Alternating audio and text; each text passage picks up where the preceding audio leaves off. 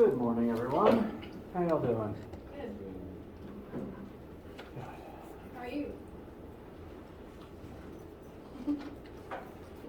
Sorry, apparently trying to answer that question is taking my brain a minute. I am functioning. I have been better, but things are improving. It's just been a weird couple of weeks. A very weird couple of weeks.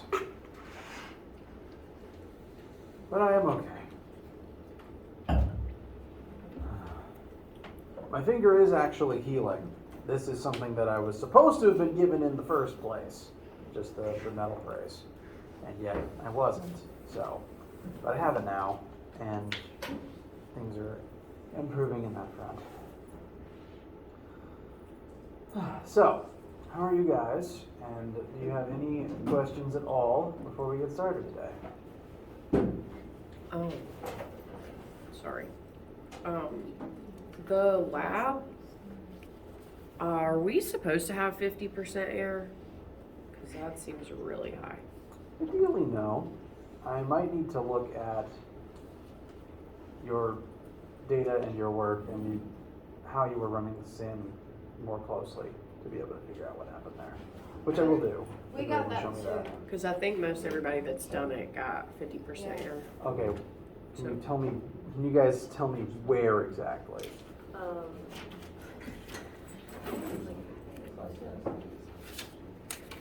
the one where it's like the compare your graph slope to the expected value of 0.1 Sorry. using the percent error equation. Shut up, Jada.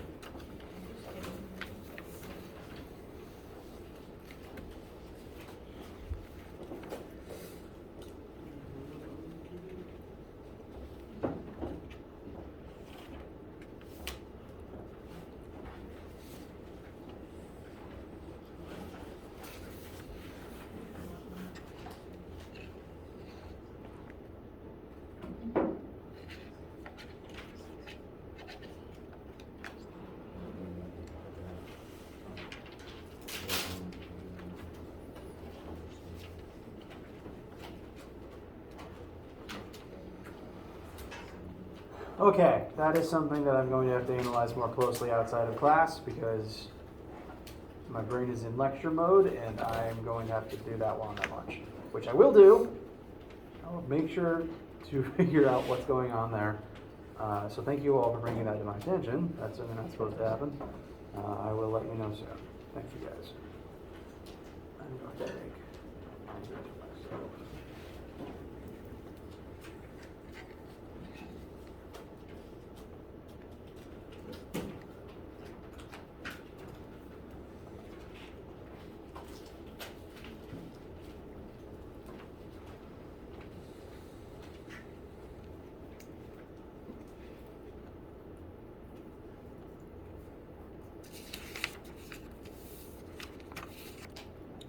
Okay, that is on my to-do list. Thank you for bringing that to my attention. I'll research that today and try to send out an email regarding what to do or acknowledging that that's an okay answer today. So thank you guys. Anything else?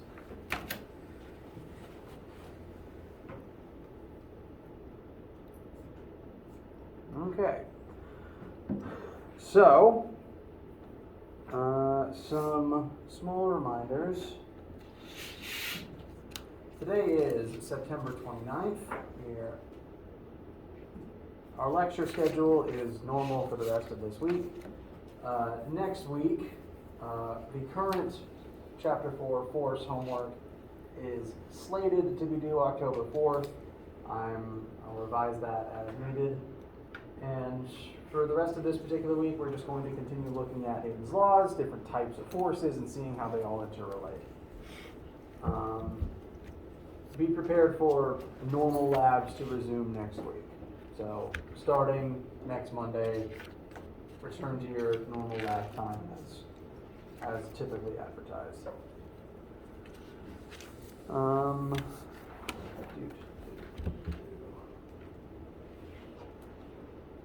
So,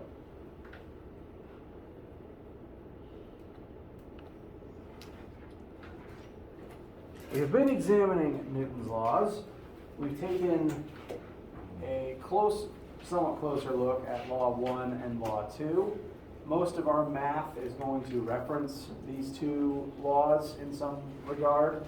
Law 2 especially, because Law 2 is a formula and a pretty important one. I'd say after the Fantastic Four, this is one of the next most important formulas that you should keep towards the top of your formula sheet. I want to begin looking a bit at the third law today, but before we do that, I want to talk about a couple of different types of force, so that we can use those as examples when discussing Law 3. Because it's one that gets brought up a lot, equal and opposite forces, but there's some finer points to it that I need some examples to be able to work through with you guys.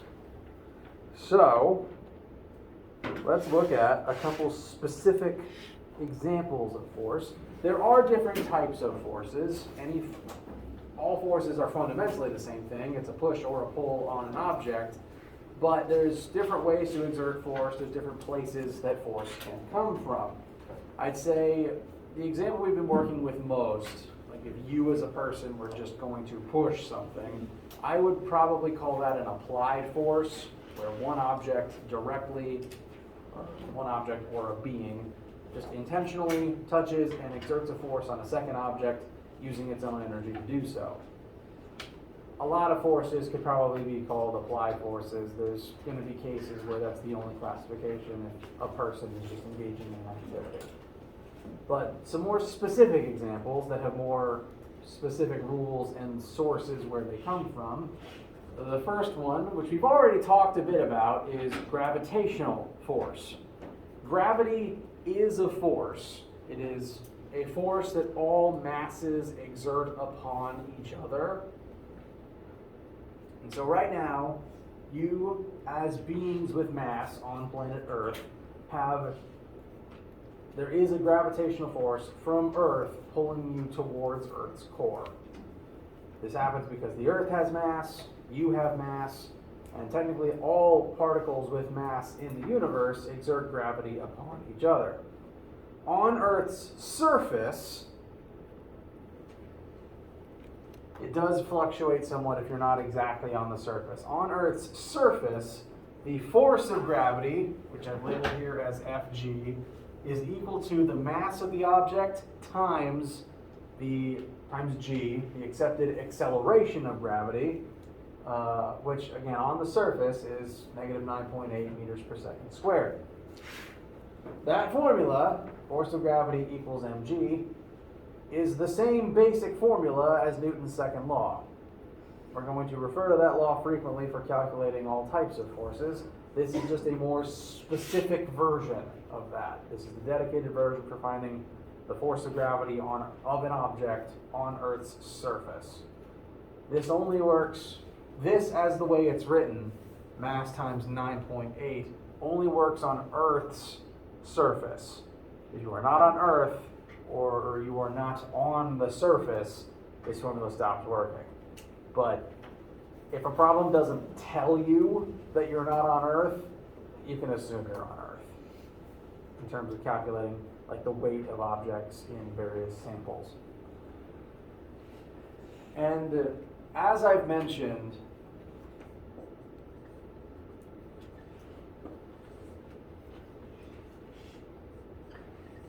all of our formulas, including F equals ma, at least in this class, will be designed to take kilograms. So the weight of an object, which is a force measured in newtons, will be equal to its mass in kilograms times negative 9.8.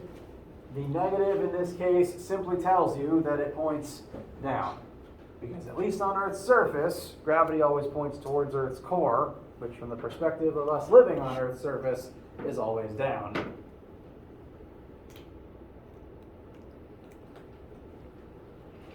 But you've experienced gravity your whole life, or at the very least, yes, you've been experiencing gravity your whole life, and gravity is something that you've already named and categorized in your own head. Something that you might not have categorized super thoroughly is the idea of normal force.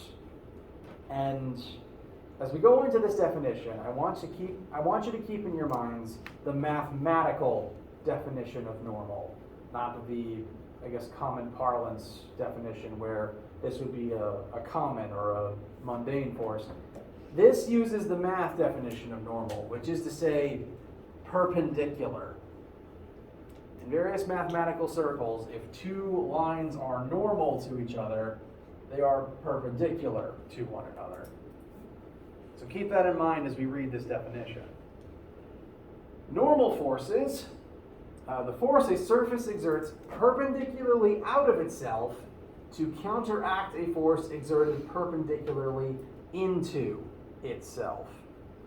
As an example, there is currently at least one normal force acting on all of you at this very moment as you sit, because you're in a chair. I am now going to begin the habit of drawing free body diagrams with you guys. If that is not a term that you've heard or something you've done before, a free body diagram is simply a picture that lists all of the forces acting on a specific object or a specific person. And usually, whatever the object is, we're just going to draw it as a box for simplicity's sake, because physicists can't draw, speaking. So let's create a free body diagram for the forces acting on a person as they sit in a chair.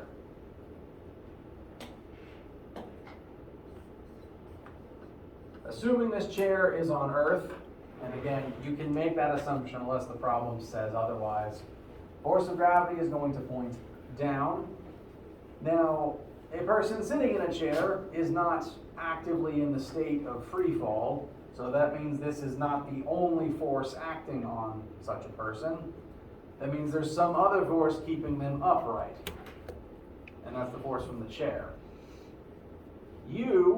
Your bodies are pressing down into the chair, and the chair doesn't necessarily like that, so it is going to push up and out of itself to oppose that force. All of my markers are dying. So, if a person was ignoring the fact that your feet are touching the floor, if the only two forces acting on you right now are gravity down and chair up, and you are sitting here completely stationary, that means that these two forces must add up to 0 to create the net force acting on you of 0, so your net acceleration is not 0. You are not falling. Normal forces are everywhere, because anytime one object presses into another, there is a normal force. I'm just going to reapply a little more ink to these lines that are kind of faded. And the reason that normal force happens is because of Newton's third law. For every action force, there is an equal and opposite reaction force. When you press into an object, when you exert a force into something, perpendicularly into a surface, then the natural reaction to that is the surface pushing back on you out of itself. And every object does this. You just may not have defined it this way before.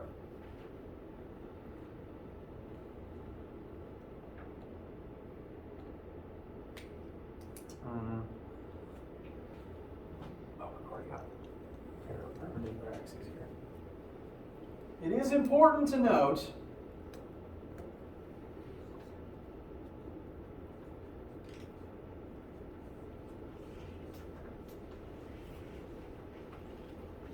that both of these forces have to be perpendicular to the surface that they are being either exerted upon or exerted by.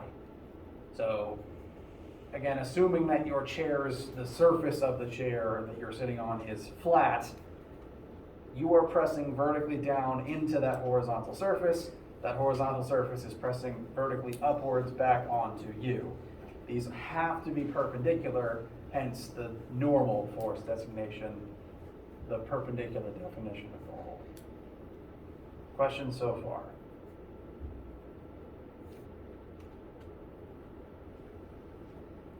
Okay. Quick sample then. A 100 kilogram block sits motionless on a table. If it is motionless from our frame of reference, what is its current velocity? 0. Additionally, what would its current acceleration be? At least one person said it. 0.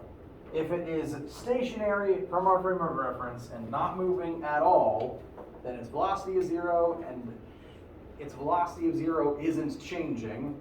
Every single second it remains stationary. That means it's not accelerating. Its acceleration must be 0. So we are told mass, but we have extrapolated velocity is 0 and acceleration is 0.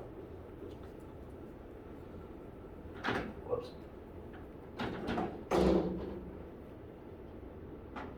So, and we'll start using this picture that we already drew for this situation. Question 1, what would the net force acting on this block be in this moment? 0. 0. So, net force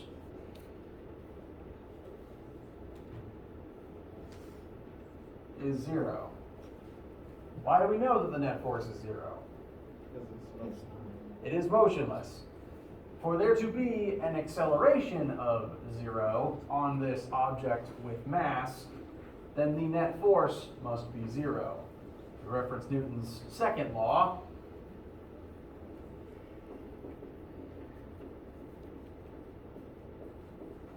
we know the mass, we know acceleration, but 0 times anything is 0. So every object that is stationary and not accelerating, the net force on it is 0. Now, are there individual forces acting on a mass sitting on a desk? Forces exist on it, they just all add up to 0 and cancel out. Every object rewinding that sentence. There is no object in the universe on which no forces are acting. There is always some force acting on everything. It's just they tend to cancel out if there's no motion. If forces are balanced, you will see no acceleration, but there is always forces. If for no other reason, then you can't escape gravity. Even free floating through the void of space, there's gravity from faraway stars acting on you. It's just very weak and being canceled out by other gravity from other very faraway stars. So, net force is 0, but that doesn't mean that the individual forces are 0. So, one of those forces, what is the magnitude and direction of the force of gravity currently acting on this block? To calculate force of gravity, we're going to take basically Newton's second law, but we have a slightly more specific form for the weight of an object. And this only works for calculating weight, and weight is independent of net force. Every object on Earth has weight, but that is separate from the fact that the net force on a lot of things is 0. So weight and net force are separate. Force of gravity, mass times negative 9.8, so 100, it's already in kilograms, which is nice. It's negative 9.8, and so force of gravity should come out to be negative 980 newtons in the y-axis. The negative just tells us down. Because the negative only exists to tell us a direction, you can at times just not bother using the negative sign as long as you are able to keep in your head gravity has to point down. which is pretty easy to do if you're working from a picture or if everything in the question points down. I will try to usually keep the negative just for consistency's sake, but there will be times where you can just work without it. So, FG, this must be the weight of this particular object. Lastly, what is the magnitude and direction of the normal force from the table currently acting upon this block? Now, based on the definition of normal force and Newton's second law, we can probably skip straight to a number. However, I do want to show you the official formula way of finding that answer so that it's in your notes. This island of chairs keeps breaking.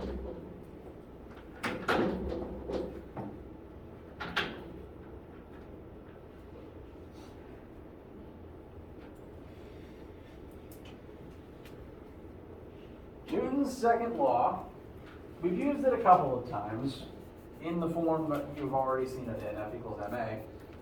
But delta F is itself, not delta, sigma F is kind of a formula in its own right, because it's the sum of all the forces acting on the object together at once.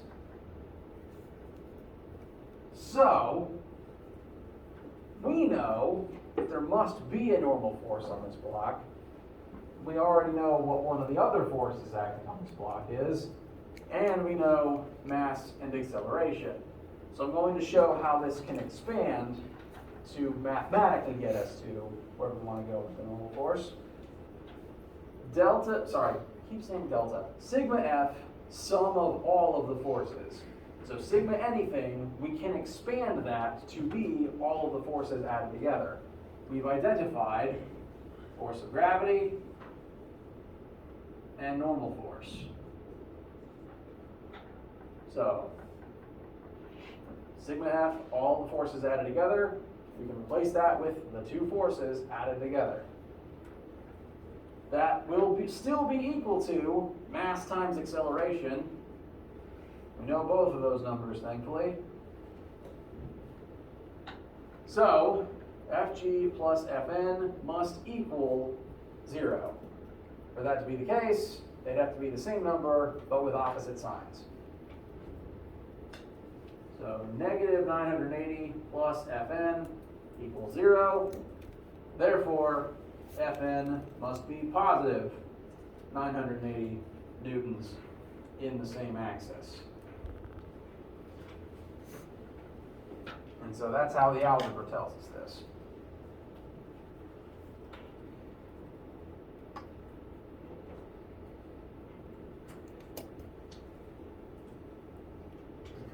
Questions about any of this information?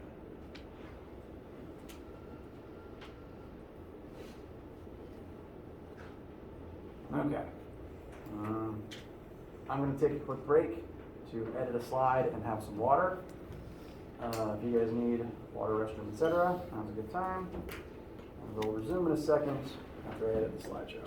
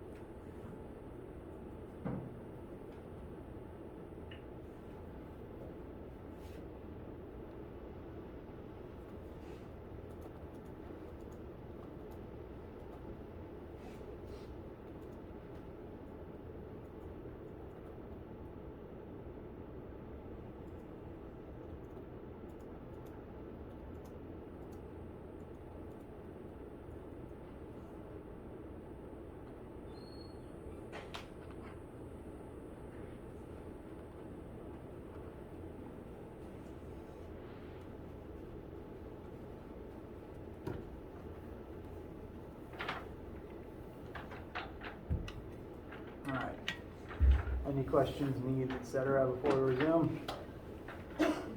Bless you. Okay. So, in the previous example, normal force and gravity added up and canceled out, and the net force on the block was 0.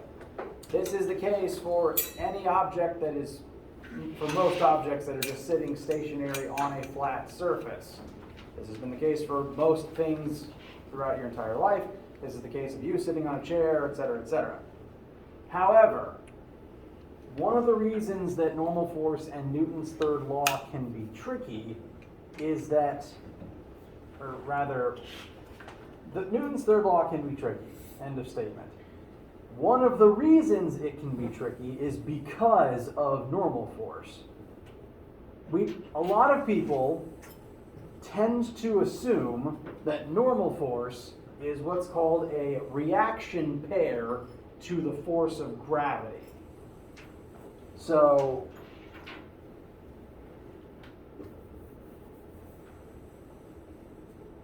Newton's third law, when we looked at its definition, said that for every action force, there's an equal and opposite reaction force. That means that if object A exerts a force on object B, therefore object B will exert a force on object A. This is called an action-reaction pair. The force from A to B pairs with the force from B to A. It has to be, in order for two forces to be an action-reaction pair, the force between the two objects has to be the same but in opposite directions, and the forces have to be between those particular objects.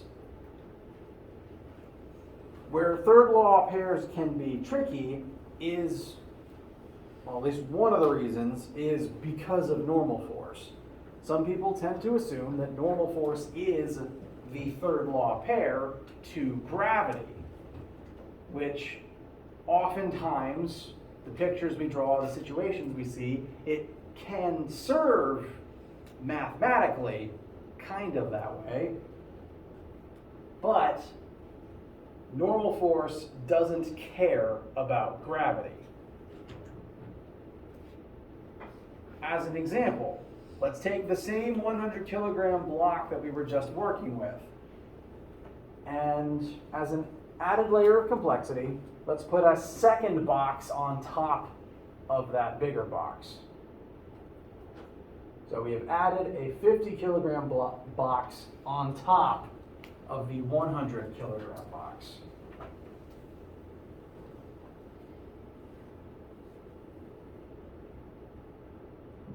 So one box is 100 kilograms, second box, that is 50.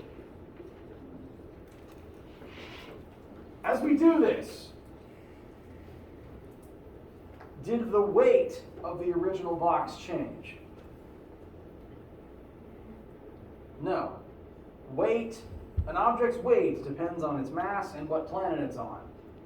Neither of those qualities of this box changed.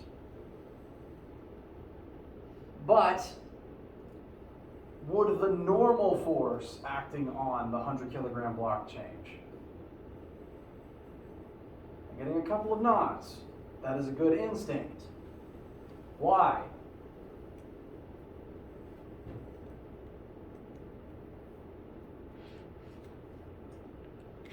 It's okay. This is something that you probably never had to put words to before. So, the weight of the 100 kilogram block is unchanged. But this box is still pressing harder into the floor than it otherwise would have, because the 50 kilogram box is now pushing down on the 100 kilogram box. So even though this box's weight didn't change, there's still more force pushing down. This would kind of be the same as if you walked up to something and just started pressing it into the floor. there's more forces involved. Its weight didn't change, but there's still more force, and the floor is going to have to work harder to keep the box in place. So now there's more force pushing down that the floor is going to have to work to counteract. So the normal force from the floor upwards will have to rise to compensate. Therefore, normal force and the weight of this box are no longer equal. They're still opposite, but they're not the same number anymore. That means normal force and gravity cannot be an action-reaction pair. They will often be equal and opposite, but they are not necessarily a cause and effect pair. Similarly, the second part of this example, how about if instead of pressing down harder into this box,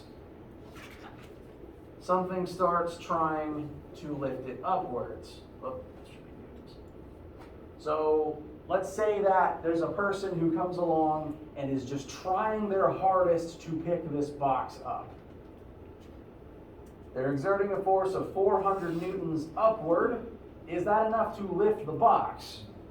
No, the box weighs 980 newtons. That is not enough. So the box won't leave the floor. Did the box's weight change? No, it still has the same amount of mass. It's still on the same planet. But will the normal force change? Yes. This person exerting an upward force means that there's less weight actually pressing into the floor. The weight is unchanged, but this upward force is reducing the force that the floor has to actually exert as well in order to keep the net force at 0. You've probably done this before.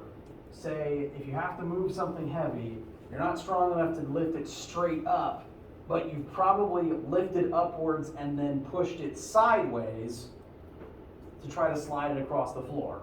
Does that sound familiar? And so what you've done in those times is use this example in combination with friction, which we'll talk about, if not today, then Friday. So, things to take away from this. Gravity and normal force are not action-reaction pairs. And 2, in order to lift something, you need to exert a force at least equal and opposite to its weight.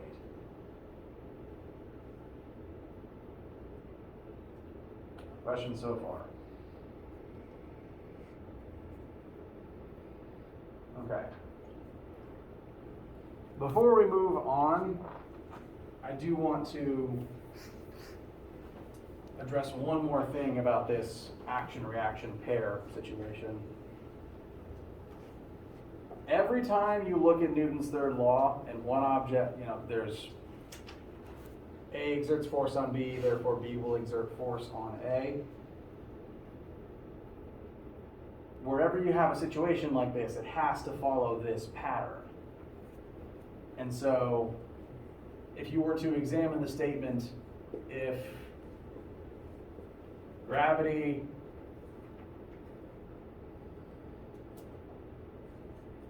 pulls down on me, then floor pushes up on me, this statement, which would compare normal force to gravity, doesn't follow this pattern, because gravity is object A, you are object B, so this is if A acts on B, then floor pushes up on me. We didn't mention the floor before, so that's object C. So this would be A, B, C, B, not A, B, B, A. So the actual pattern would go, if I press down into the floor for any reason, then the floor presses up on me. Meanwhile, if gravity pulls down on me, I pull up on gravity. which is a weird way of saying it, but remember, gravity exists between all objects with mass. So Earth pulls down on you, you pull up on Earth, technically speaking. You have your own gravitational field. And if I weigh 1,000 newtons on planet Earth, then Earth weighs 1,000 newtons on planet me. So that'll come more into play later when we look at more intricate formulas for gravity. For right now, though, keep in mind, normal force and gravity are not third law pairs. This becomes even more apparent in situations where normal force is present but gravity isn't. For example, whenever you lean on a wall, I'm exerting a force into the wall, therefore the wall is exerting a force back out on me. Neither of those involve gravity. So, just fully, gravity and normal force are not pairs. I probably rambled on that one a lot now, but it's a point I need to make before we get too far away from it. Because, again, it's something that will come up in the math, and I want to acknowledge it now. We're nearing the end, so before we break, I do want to go ahead and show you the next two forces we're going to examine. Because friction is probably going to take up the bulk of Friday's lecture. I do want to go ahead and acknowledge tension, though, because tension is in your lab for this week, the remote lab that you're working on outside of class. So these are two more definitions. Make sure you have time to get them down today. To talk about tension now, tension is a force exerted by a string or a rope or some tensile object. And I don't have many loose cables actually, so I'm going to use my eraser cloth actually. Because it doesn't have to be a rope to be tensile. As long as you can pull on it, it can technically exert tension. So, right now what I'm doing is I am pulling outwards on this rope on both ends. Therefore, according to Newton's third law, this object needs to be pulling inwards on both sides on each of my hands. And so if I were to draw a diagram for that,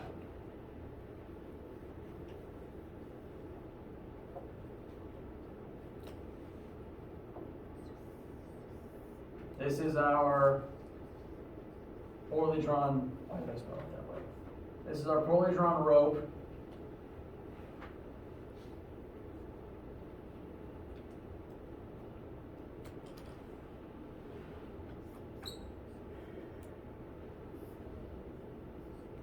I am pulling outward on both sides. Meanwhile, the rope is pulling inward on both sides with some force of tension. Tension has to point inward towards the center of whatever object is creating that tension. By definition, that is how it has to act. If you are squeezing an object, then it's not tension, that's compression. That'll come up later. So if outwards forces are being exerted on a tensile object, it will exert tension into itself, and both ends of the object have the same magnitude of tension, just in the opposite direction. It pulls inward on both sides with the same number of newtons.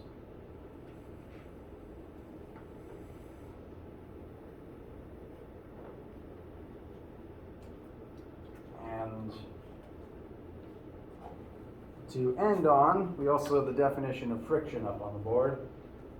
Friction is one of the biggest monkey wrenches thrown in the works of all math since the beginning of time. Friction is a force created when two surfaces attempt to slide across each other. It is a force that prevents or tries to prevent motion. So any force that attempts to slow you down or stop you from moving in the first place has probably been some force of friction.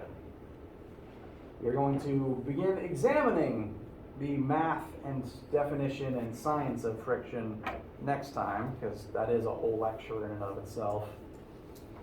But do go ahead and begin pondering it and get this definition down. Any questions before we break for the day?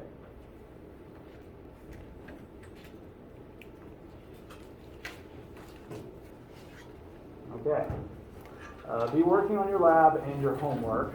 I will be looking over the lab and getting back to you about whatever happened in the way that I wrote the instructions. I do apologize for that repeating error. I will let you know either how the instructions need to be changed, or I will send an email confirming that that is just what the acceptable answer will end up being. So keep your eye out for that. Let me know any other issues you encounter, and have a good, safe, wonderful, good day.